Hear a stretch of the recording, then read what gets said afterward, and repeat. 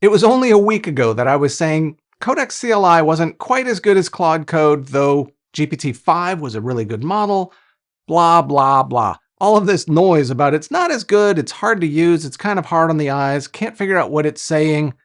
Fast forward 2 days after I released that video, and they dropped such a big release and so meaningful that I just had to create another video to catch up with what they did in only 1 week. They really covered just about everything that I was complaining about, at least partially in many of those cases.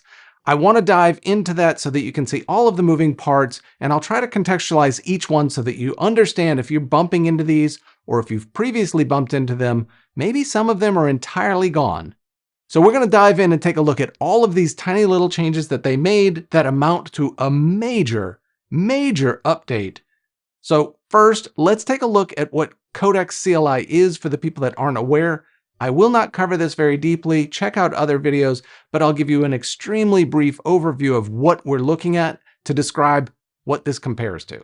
But we got a lot to do. Let's dive in. Claude Code is kind of a terminal-based code editor that people are using. Codex is the OpenAI version of Claude Code. So if you've seen Claude Code before, that's what Codex is, number one. If you've seen Cursor, or maybe even something like GitHub Copilot, those kinds of things. That's really what we're talking about. So that's all Codex CLI is. We're about to dive in to some of the features that are inside of this thing and how cool they are. So if you don't know, kind of now you know. I'm going to be in Cursor and I'm going to pull open a panel that will maybe look a little bit like the Claude Code panel. In fact, I will use the same keystroke to open Claude Code, and I will stop the execution of Claude Code and just get Codex running here. So that's all I'm doing. It says Claude Code up top. I'll rename this thing, but the one thing I can't do is change the icon. So maybe I can, but it doesn't matter. You know what I'm doing. All right, so let's step into some of the changes that we've seen here in Codex CLI and really address some of the things that I was complaining about. Okay. Number one, cognitive cost. This was the problem that I had last time. Big deal. As you were using Codex, this was really a week ago. As you were using Codex, everything that GPT-5 was thinking was in the clear, so you could see it. So if I just kind of say something like, tell me about the code, then it starts working and you can see it actually is already kind of reusing some of its surface area. And very quickly, you'll see that it is starting to summarize its thinking as it looks at each one of these files instead of just spitting it all out.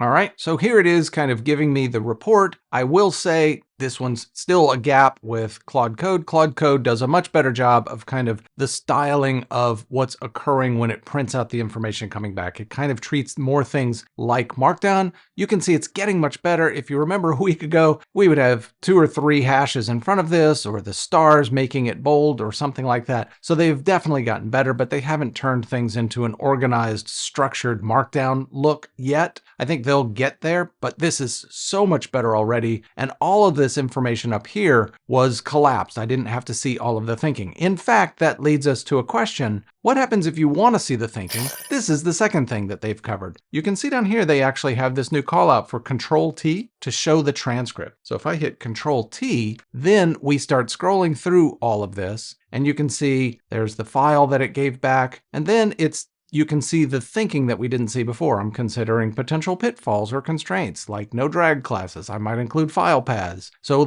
the entire thinking here is shown. And in fact, many of the files that we would be looking at, of course, are shown here as well. And this was really, a lot of this was, not all of it, but a lot of it was kind of coming out in the console previously, which made it incredibly difficult to understand when it was talking to us.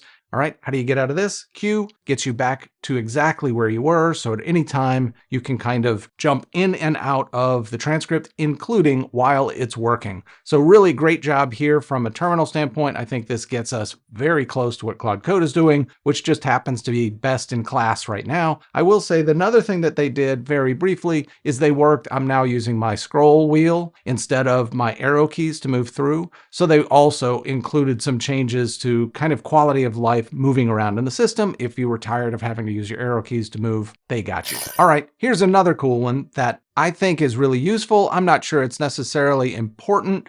Some people find it more important than others. So let's imagine we say, tell me about the coverage here. And it goes off and starts reading files, checking out all of the tests, those kinds of things. I have some are system tests, some are end-to-end tests, and I can say, not the E2E tests. And now I can enter that while it's working. So they have created kind of a queue of messages that can be put in. Now, it's important to understand, I think, a big distinction here. It feels a lot more like this is the next action message. Claude Code has a pattern when you kind of inject these thoughts that it'll pick it up on the fly. It'll get through some of its steps, and as it comes back to its agentic loop, at some point, it picks up the most recent user messages, replans from there. That doesn't seem to be occurring here in Codex. I feel like what Codex is actually doing is it's given us just simply a queue of messages that we can keep queuing up. And you can see it finished. It gave me the sound effect saying, yep, I'm done. And then it started working on the next task. But this would allow you to be able to type and think out loud and do some things while it's working.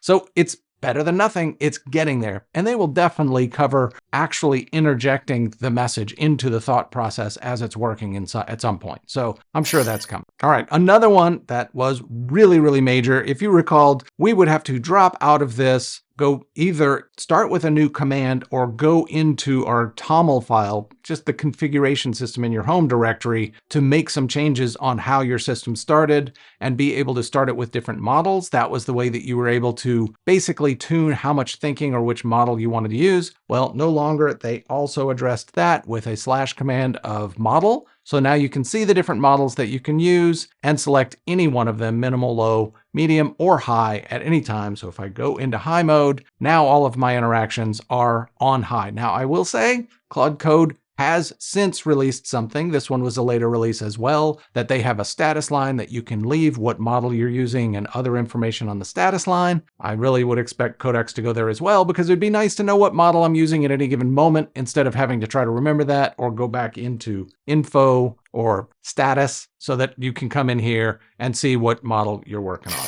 Okay, and the last one in this area of current cognitive pains, there was no good way to resume previously to kind of go back to the previous conversation that you were in. They have supposedly added that. I am having problems getting to it. Theoretically, the way that the docs read is you should be able to hit escape twice and be able to see a list of your previous conversations, select one, and be in that context. Today, if I hit escape twice, what I end up in is my transcript, essentially. We saw this previously. This is just what has been happening in the entire thought chain, essentially. And I don't see a way in here for me to be able to jump into this point in the context or something else. So I think maybe there's a defect in here or something I don't understand. Please leave me a comment if I don't get it. I'm missing this. I'd love to be able to do it. They have added a note saying they put it in. So obviously this is coming very soon. Okay, and another one that I really like that I think is a big shift and is going to help quite a few people. I'll bring this tool. This is what this repo is all about. In fact, it's a timer that I wrote that I use when I record these videos that helps. So if I took a screenshot of this, you'll see my screenshot utility fly out here. I can drop this in and you can see that it's dropping the image in instead of some big file reference to some path that this might not have reference to be able to read. That was a pain before. You might have had to bring the actual file into the folder structure that you're in and then pull it in. Kind of a big pain in the butt. But okay, here's the next thing. I'll show you that y'all have seen before. I use a clipboard system, and on my clipboard is that screenshot. So I can also, if I just Control V, now it's important for me to say this out loud for people on a Mac. It's Control V. I know Windows people are saying whatever, it's been Control V for decades. It's Command V, typically on a Mac, to paste, but when you're in a terminal application, Control is a very common sequence character that's used, so it's Control V to paste here. Claude Code has also added Command V support. They had Control V first, they now have both, so I think Codex will also catch up in this space, but this is a massive win. If you have screenshots and you're trying to figure out how to elegantly get them in here, this absolutely was a big ding for me last time. This one would keep me from using the product religiously. It's fixed. Okay, here's a little odd one. I'm going to use a very simple example here that absolutely would need web search. What they've added is a web search tool inside of the system. This gets a little bit strange because actually if you ask this question or things like this, sometimes it will go into a curl and write its own tooling to be able to access the internet in some ways. But this is one of the things. They have an actual web search tool that can be enabled. Yes, so here we go. So you can see that it's writing curl to try to answer this question, figured out where it might go to get the information, just happens to know that from training. So it may very well not have the right API, etc., etc. However, if you run Codex with a -- search parameter, then you have the actual search feature in here. And I just use the up arrow key, another quality of life change. If you go through the up and down arrow keys, it'll go through your previous user messages. Kind of a great extra feature here. And I'm going to submit this one once again. Planning weather tool call, searched for weather in San Francisco. So that's great. You can see that it actually used the internet in this case, was far faster. So if you use search, it's already unlocked for you. Okay, here's a major one. This one's really cool, though I don't think it's done yet. It's definitely not done yet. All right, so what they've added, you know these slash commands, when you hit slash, you have the ability to find one of these commands and be able to run it yourself. Those are slash commands that of course help you just run an action, but they are backed by prompt very often. And so one of the things that the Codex team has released is something they're calling a prompt library. So the way to do this is go to your home directory. I am just going to open up my Codex folder, which happens to be in my home directory in Cursor here so that you can see the files that are inside of it. But it's just basically your home folder and a .codex folder inside of it. Inside of that are all of these things, or you'll have a varying mix of these things in there. I have created a new folder called prompts, and any markdown file that you put in here, it will use as a custom prompt. I have given us an example one here. I have named it joke because the name of the file here is what the slash command actually is used as. And what you're seeing here is it says, tell me a joke. If the user gives you context in any way, use that context to help form the joke. Otherwise, make a joke as if telling an 8-year-old a joke as a grandfather. Okay, so that's the prompt. Let's go give this thing a shot. So if I do slash joke here, you'll see that we have slash joke. All right, I hit enter. You'll see that it plops the entire context down so that you can see what prompt was stored in your prompt library. It just drops it in here, and you'll see Grandpa's voice. Why is our Electron timer such a good babysitter? Because it's always on top, keeps an eye on OBS, and if the connection wanders off, it comes back every 10 seconds for a WebSocket hug. What? All right. What I will say here is that the thing that they don't have right is these are non-dynamic. So weirdly enough, they've left them as just a static prompt library. And maybe this is just V1 of the release. So if I said, let's say joke about dogs, make it easy. You'll see that the only thing that shows up is the context that comes from this file. This entire file replaces anything I type in. So it won't come, you can't pass any context into it. So it's non-dynamic. It is a static thing. Whatever's in this file flops in no matter what you want to say. That's really still a quality of life problem. I would expect that they're really heavily working on this and getting a lot of feedback, but still a great step that you can make slash commands. Oh yeah. So here's the problem. They're just prompts first off. I said that, and I want to make sure that that's very clear. They're also up in your root folder, right? This is back in your home folder. So it's basically user level prompts. You can't do it at a project level, but I bet they're working on it. I bet they're hearing it. Okay, all right. So we've seen all of this terminal stuff. Let's get out of this terminal thing. It's kind of a pain, right? It's still terminal. It still doesn't format very nicely. It would be nice to be able to see this a little bit better. One of the things that you can do in these systems is go into the extensions,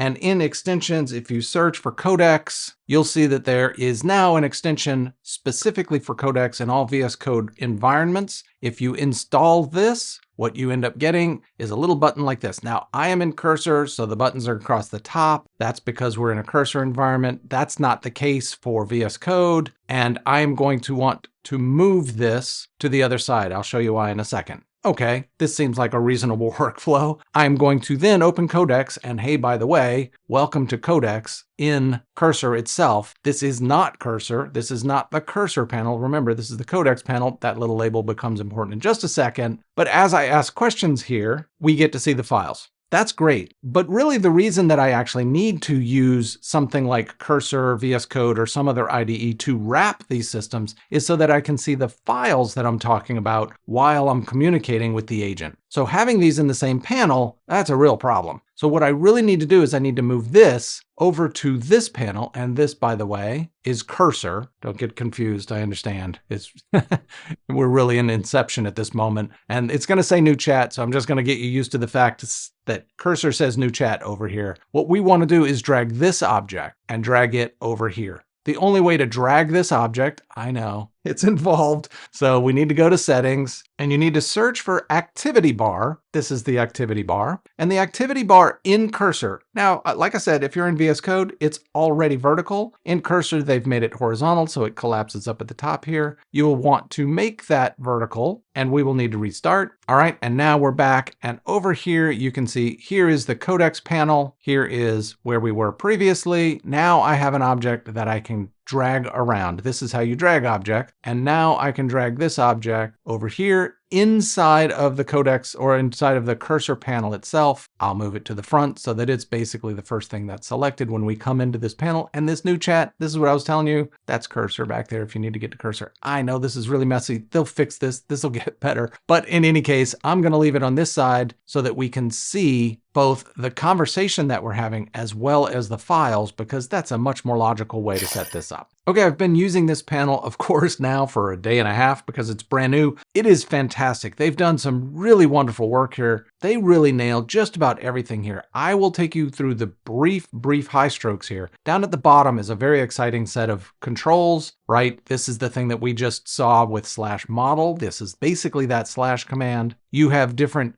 kinds of conversational levels so that you can set it into a chat mode, which just means it won't write files, or an agent mode, which is the standard mode. I have mine in agent full access so that I don't get all of these prompts that will come back and say, do you want me to run this command? Those kinds of things. But there's also, you can run things in the cloud or locally because, you know, Codex CLI has this ability to kind of also be a cloud-based system. So you can attach different projects to your cloud environment and run them that way. The settings, this would be the place some of y'all might be asking, hey, does this support MCPs immediately? Yes, it does. This is the place that you'll come in and read about it and kind of the config toml that will be up in your home directory kind of stuff. That's where you'll be messing with stuff. But okay, when you want to create a new chat, this is the button that you'll hit to create a new chat, basically saying clear my context and start over. So let's pose a question to them. Tell me about the coverage, take a look around, and tell me about gaps. And this is what it looks like when it starts to fill in. There's a couple things that I'll point out here. Number one, they are collapsing. So all of these are different collapsed sections.